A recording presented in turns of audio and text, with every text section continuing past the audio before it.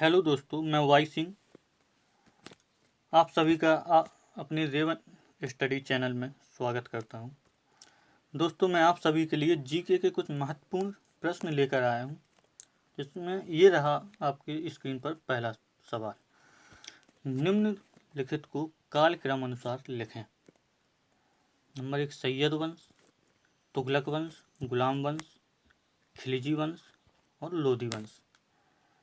तो हमें इसमें ये देखना है कि कौन सा वंश कब बना है। तो उस हिसाब से सबसे पहले हमारा बना है गुलाम वंश, 1206 कुतुबुद्दीन ऐबक ने स्थापना की थी जिसकी। दूसरे नंबर पे बनता है खिलजी वंश, जो 1290 में आएगा। तीसरे नंबर पर होता है तुगलक वंश, जो 1320 में आएगा।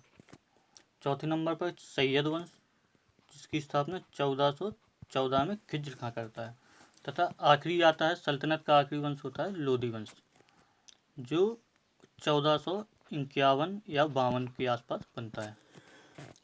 तो इस तरह से हमारा ऑप्शन नंबर सी सही हो जाएगा। अगला सवाल, भारतीय राष्ट्रीय कांग्रेस के पहले अंग्रेजी अध्यक्ष कौन थे? अंग्रेजी या विदेशी या इंग्लिश जो भी है, तो भारतीय राष्ट्रीय कांग्रेस के पहले अंग्रेजी अध्यक्ष जॉर्ज यूले थे।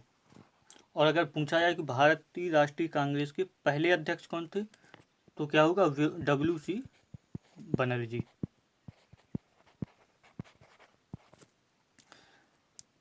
देखते हैं अगला सवाल, क्षेत्रफल की दृष्टि से भारत का विश्व में स्थान कौन सा है? क्षेत्रफल की दृष्टि से भारत का विश्व में स्थान 7वां होता है। अगर भारत के पहले 6 देशों की बात करें तो उस पहले नंबर पे आता है रूस, दूसरे पे कनाडा, तीसरे पे चाइना, चौथे पे USA, 5वां ब्राज़ील और 6वां ऑस्ट्रेलिया और 7वें पे भारत और 8वें पे अर्जेंटीना।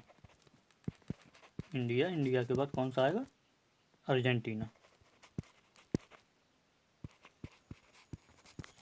अब देखते अगर आबादी के हिसाब से भारत का स्थान कौन सा? दूसरा। वो भी किसके बाद? पहले पे कौन सा है? चाइना के बाद भारत का स्थान आता है। अगला सवाल देखते हैं।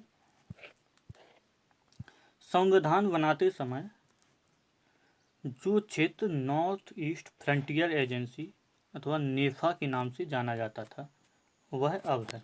मतलब जब भारत स्वतंत्र हुआ तथा संविधान का निर्माण हो रहा था, तो उस समय एक कोई ऐसा राज्य था जिसको नेफा कहा जाता था। नेफा अर्थात नॉर्थ ईस्ट फ्रंटियर एजेंसी। वो अब वर्तमान में उसका नाम क्या है? वर्तमान में उसका नाम है अरुणाचल प्रदेश, जो चीन बॉर्डर से लगा हुआ है। देखते हैं अब अगला सवाल, ब्रह्मपुत्र नदी निम्न में से किस देश में प्रवाहित नहीं होती है? ब्रह्मपुत्र नदी चीन, भारत तथा बांग्लादेश से होती हुई बंगाल की खाड़ी में गिरती है। अतः इस तरह से हमारा उत्तर को क्या हो जाएगा? नेपाल। तो ऑप्शन नंबर डी सही है। देखते हैं अगला सवाल। संविधान से या पॉलिटी से राज्य के नीति निर्देशक तत्व किस देश के संविधान से लिए गए हैं? अर्थात किस देश से राज्य के नीति निर्देशक तत्व भारत ने लिए हैं? तो अमेरिका नहीं, अमेरिका से तो भाग 3 अर्थात मौलिक अधिकार है। आयरलैंड, इसी से लिए गए। ये कौन से भाग है? भाग 4। भाग 4 मतलब नीति निर्देशक तत्व कहाँ से लिए गए हैं? आयरलैंड से। रूस से क्या लिया गया है? हमारा मौलिक कर्तव्य। और दक्षिण अफ्रीका से संविधान संशोधन। ठीक, तो ऑप्शन हमारा क्या हो जाएगा? आयरलैंड। देखते हैं अगला सवाल, हाल ही में जैविक खेती करने वाला भारत का प्रथम राज्य कौन सा बना है? जैविक खेती मतलब करंट का सवाल बन गया है। तो जैविक खेती करने वाला भारत का प्रथम राज्य होगा सिक्किम। जैविक खेती का मतलब है ऑर्गेनिक खेती, बिल्कुल पूरी तरह से, जो केमिकल उर्वरक यूज ना किए जाते हैं जिसमें। देखते हैं अगला सवाल, अमरकंटक पहाड़ी अमरकंटक किस पहाड़ की सबसे ऊंची चोटी है? क्या पूछा? चोटी पूछा है, कौन से पहाड़ की चोटी है? तो अमरकंटक मैकाल पर्वत की सबसे ऊंची चोटी है, जो एमपी में है। एमपी में यानी कि मध्य प्रदेश में है। मध्य प्रदेश, अमरकंटक मध्य प्रदेश के अनूपपुर जिले में पड़ता है, अनूपपुर। तथा इसी अमरकंटक से दो नदियां भी निकलती हैं। पहली नदी कौन सी है? बहुत फेमस नदी है, नर्मदा नदी, जो पश्चिम की ओर जाती है और कहाँ जाती है? अरब सागर में गिरती है। और दूसरी नदी है हमारी सोन नदी, जो गंगा की सहायक है, और गंगा की सहायक जो कहाँ पे गंगा से मिलकर बंगाल की खाड़ी में जाती है। तो हमारा उत्तर क्या हो जाएगा? बी, मैकाल पर्वत। देखते हैं अगला सवाल। जिला न्यायाधीशों की नियुक्ति कौन करता है? जिला न्यायाधीशों की नियुक्ति उस राज्य का राज्यपाल करता है, तथा एक कंडीशन होती है इसमें। कंडीशन क्या है कि जो उस राज्य का हाई कोर्ट है, हाई कोर्ट के पूछ के, यानी कि हाई कोर्ट से परामर्श लेगा। कौन लेगा? परामर्श लेकर नियुक्ति कौन करेगा? राज्यपाल। अतः ऑप्शन हमारा कौन सा सही है? ए, यानी कि राज्यपाल। देखते हैं अगला सवाल। मोहनजोदड़ो की खोज किसने की थी? मतलब सिंधु सभ्यता की बात हो रही है, तो सिंधु सभ्यता में एक स्थल खोजा गया था ना, एक है हड़प्पा और दूसरा है मोहनजोदड़ो, जो सबसे बड़े शहर थे। तो इसमें सवाल में पूछा गया मोहनजोदड़ो की खोज किसने की थी? तो मोहनजोदड़ो की खोज गोपाल मजूमदार नहीं, इन्होंने नहीं की थी। गोपाल मजूमदार ने चनहूदड़ो की खोज की थी, जो 1900, मैं लिख देता हूँ, चनहूदड़ो 1931 में। ठीक, सिंध प्रांत में पड़ता है, सिंधु नदी के पास। दूसरा है यहाँ पे फजल अहमद। फजल अहमद ने कोट दीजी, किसकी? कोट दीजी की खोज की थी, जो 1953 में। ये भी सिंध प्रांत में पड़ता है, पाकिस्तान में ये सारे। सी, राखलदास बनर्जी, यही उत्तर होगा हमारा।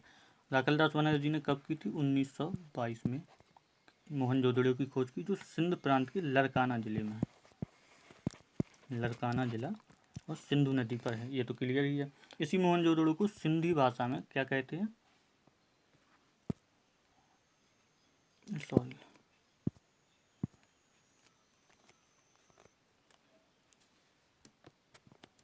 इसी मोहनजोदड़ो को सिंधी भाषा में कहते हैं मृतकों का टीला। वो सॉरी, सिंधी भाषा में मोहनजोदड़ो कहते हैं, जिसका अर्थ होता है मृतकों का टीला।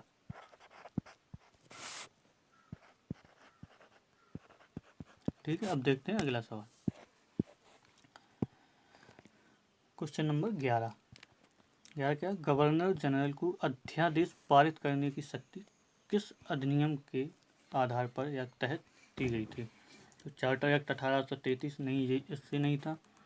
पार्लियामेंट सुधार ये भी नहीं था। भारत शासन अधिनियम 1861 यही था। तो हमारा उत्तर क्या हो जाएगा? भारत शासन अधिनियम 1861। तो ऑप्शन नंबर सी। देखते हैं अगला सवाल। 1892 नहीं, इसमें अप्रत्यक्ष चुनाव के लिए व्यवस्था की गई थी। अगला है करंट से है, फाइंडिंग द गैप पुस्तक के लेखक कौन है? किताब दी गई है, किताब का नाम है फाइंडिंग द गैप। इसके लेखक का नाम पूछा है, तो इसके लेखक हैं Simon Taufel. Simon Taufel Australia के क्रिकेट एम्पायर रहे हैं। ठीक है, तो ऑप्शन हमारा ए सही है। अगला सवाल। मलेरिया का टीका विकसित करने वाला पहला देश कौन सा बना है? मलेरिया का टीका विकसित करने वाला, वैक्सीन की बात हो रही है दोस्तों, इलाज या इंजेक्शन की बात नहीं हो रही। तो मलेरिया का टीका विकसित किया किसने? चीन ने नहीं किया है, भारत ने भी नहीं किया है, अमेरिका ने भी नहीं किया है। अतः इनमें से ऑप्शन नंबर डी, इनमें से कोई नहीं। ये थोड़ा सा मिसप्रिंट हो गया है, इनमें से कोई नहीं। तो ऑप्शन नंबर डी। तो फिर किया किसने इसका टीका विकसित किया है? मालावी ने, अफ्रीकी देश है, याद रखना है। यहाँ पे ध्यान भी नहीं जाएगा किसी का, इसीलिए मैंने ये 3 विकल्प दिए थे। देखते हैं अगला सवाल। क्वेश्चन नंबर 13, गायत्री मंत्र कहाँ से लिया गया है? गायत्री मंत्र इतना तो बिल्कुल इजी सवाल है, सभी को पता है। गायत्री मंत्र ऋग्वेद से लिया गया। ऋग्वेद में अगर पूछा जाए तो कहाँ से लिया गया है? ऋग्वेद के 7वें मंडल से, 7वां मंडल। जिसकी रचयिता कौन है? ऐसे भी पूछ लेता कभी डीप अगर पूछता है, विश्वामित्र। और किस देवता को समर्पित है? तो सविता देवता, सविता या उन्हीं को सूर्य कहते हैं, सूर्य को समर्पित है। ठीक है, तो हमारा उत्तर क्या हो जाएगा? ऋग्वेद, यानी ऑप्शन नंबर ए। देखते हैं अगला सवाल। ये थोड़ा सा टफ क्वेश्चन है। 9 डिग्री चैनल निम्न में से किसे विभाजित करता है? ये विभाजक रेखा की बात चल रही है। तो 9 डिग्री चैनल मतलब एक काल्पनिक रेखा होती है जो मैप पे खिंची होती है, तो उसी के बारे में बात चल रही है। तो इसका उत्तर हो जाएगा, हमारा आंसर होगा लक्षद्वीप व मिनिकॉय, यानी ऑप्शन नंबर बी। अगर ऑप्शन के आधार पर देख लेते हैं तो देखते हैं मालदीव व मिनिकॉय, ये वाला नहीं होगा। इसका कौन सा होता है? 8 डिग्री चैनल। ठीक, फिर है लक्षद्वीप, तो यही है 9 डिग्री चैनल। छोटा अंडमान व कार निकोबार, ये होता है 10 डिग्री चैनल। कोको द्वीप व उत्तरी अंडमान, ये कोको द्वीप पड़ता है वर्तमान म्यांमार में। और इसके विभाजन किस आधार पर किया गया? इसका विभाजन है कोको द्वीप में, कोको द्वीप। ठीक है, तो इस सवाल क्वेश्चन नंबर 14 का आंसर क्या होगा? ऑप्शन नंबर बी, लक्षद्वीप और मिनिकॉय। देखते हैं अगला सवाल। झेलम नदी का उद्गम स्थल कहाँ पे है? ऑप्शन के हिसाब से लगाएंगे इसको हम, तो तिब्बत की मानसरोवर झील से नहीं, ये वाला नहीं। यहाँ कौन सा है इसका? सिंधु नदी का उद्गम स्थल है। और अगर बिल्कुल क्लियर पूछा जाए तो सानो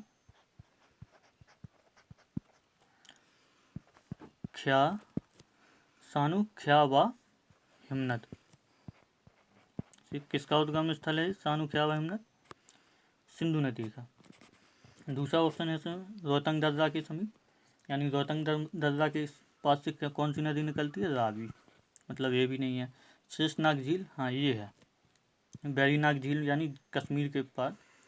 कौन सा आंसर हो जाएगा? शेषनाग झील से कौन सी नदी का उद्गम स्थल है? झेलम। तो हमारा आंसर क्या हुआ?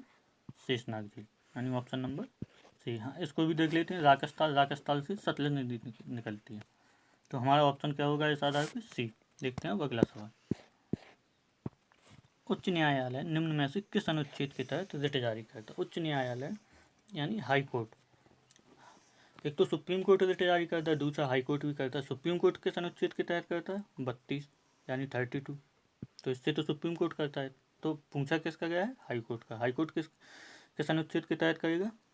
ऑप्शन नंबर बी, यानी कि आर्टिकल 26। हाँ, एक चीज़ हमेशा याद रखना दोस्तों कि जब रिट जारी करने की बात होती है तो रिट जारी करने में सुप्रीम कोर्ट से कहीं ज़्यादा क्षेत्राधिकार हाई कोर्ट का होता है। ठीक है ना दोस्तों, याद रखना। देखते हैं अगला सवाल। भारत की एकमात्र क्रेटर झील। क्रेटर झील तो समझते होंगे आप सभी लोग। क्रेटर झील का मतलब होता है जो ज्वालामुखी का छिद्र होता है, कोई भी ज्वालामुखी हो, जैसे ये हो गया, ये उद्गम जहाँ से लावा निकलता है। तो ये जब ज्वालामुखी बिल्कुल शांत हो जाता है, कई सालों तक नहीं आता है, तो यहाँ पे मलबा जम जाता है।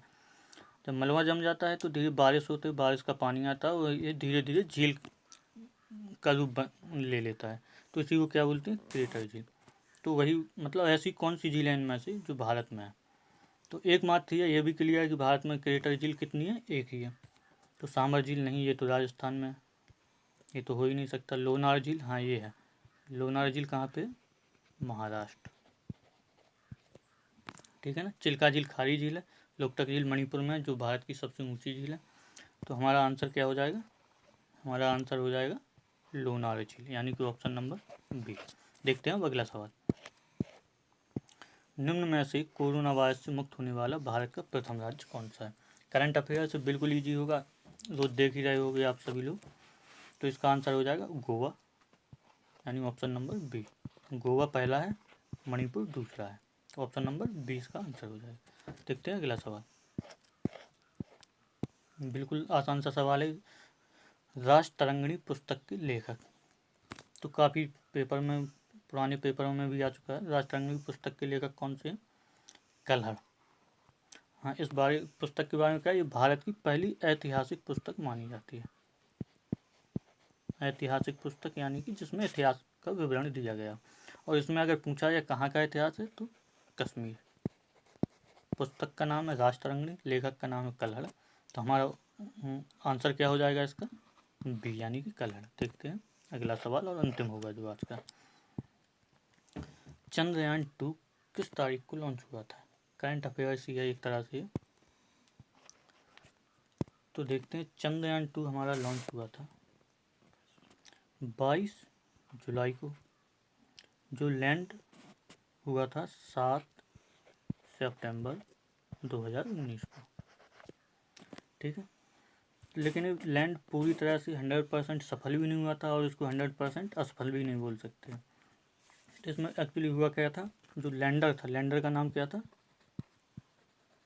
विक्रम।